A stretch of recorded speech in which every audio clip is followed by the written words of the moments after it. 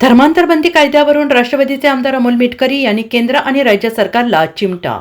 सक्तीच्या धर्मांतराला विरोध असायलाच पाहिजे, मात्र करीना कपूर आणि सैफ अलीचं लग्न झाले त्याचं काय? धर्मांतरबंदी कायद्यावरून राष्ट्रवादीचे आमदार अमोल मिटकरी यांनी केंद्र आणि राज्य सरकारला चिमटा काढलाय. सक्तीच्या धर्मांतराला विरोध असायलाच हवा, मात्र करीना कपूर आणि सैफ अलीचं लग्न झाले त्याचं काय? अशी कित्येक उदाहरणे देऊ. असं म्हणत सर्वसामान्यांना कायदे आणि श्रीमंत प्रतिष्ठित यांना कायदे नाही, असा सवाल अमोल मिटकरी यांनी उपस्थित करीत आपल्या सरकारच्या कायद्याचे वाभाडे काढले आहेत. मध्यंतरी आता या अधिवेशनामध्ये आंतरजातीय विवाह कायद्याच्या संदर्भामध्ये एक बिल मांडलं गेलं. आंतरजातीय विवाहाच्या संदर्भात एक बिल.